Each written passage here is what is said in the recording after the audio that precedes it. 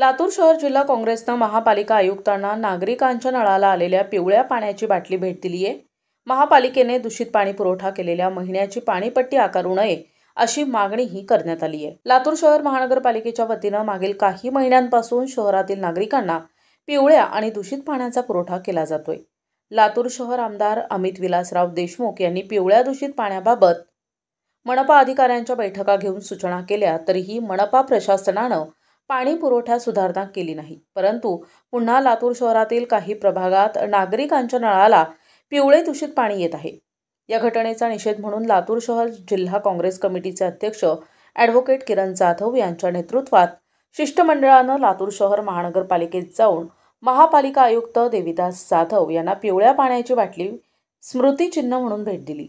महापालिकेनं दूषित पाणी पुरवठा केलेल्या महिन्याची नागरिकांना पाणीपट्टी आकारू नये अशी मागणीही यावेळी शिष्टमंडळाने आयुक्तांकडे केली आहे।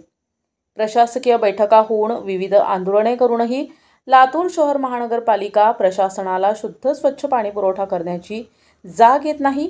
महापालिकेनं पाणी पुरवठा विभागामध्ये पिवळ्या पाण्याची बाटली ही स्मृतिचिन्ह म्हणून ठेवावी, जेणेकरून पाण्याची पिवळी बाटली पाहून तरी मनपा आयुक्तांना आणि पाणी पुरवठा विभागातील अधिकाऱ्यांना लातूर शहरातील नागरिकांना शुद्ध स्वच्छ पाणी पुरवठा करण्याची सद्बुद्धी येईल अशी भावना यावेळी लातूर शहर जिल्हा काँग्रेस कमिटीच्या शिष्टमंडळानं व्यक्त केली आहे।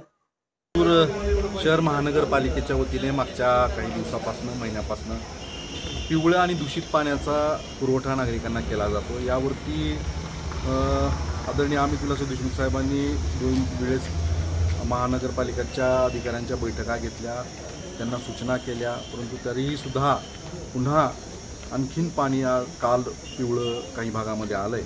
म्हणून या घटनेचा निषेध म्हणून आज आम्ही एक पिवळी पाण्याची बाटली महानगरपालिका आयुक्तांना स्मृतिचिन्ह म्हणून दिले, जेणेकरून त्यांनी ती पाहावी, त्यांच्या कार्यालयात ठेवावी आणि पाहावं, त्यांना त्याच्यामधून नागरिकांना स्वच्छ पाणी देण्याची स्फूर्ती मिळावी आणि तिथून त्यांनी नागरिकांना स्वच्छ पाणी द्यावं, स्वच्छ पाण्याचा पुरवठा करावा, याकरिताही आज आम्ही या ठिकाणी स्मृतिचिन्ह म्हणून त्यांना ती पिवळ्या पाण्याची बाटली दिली आहे।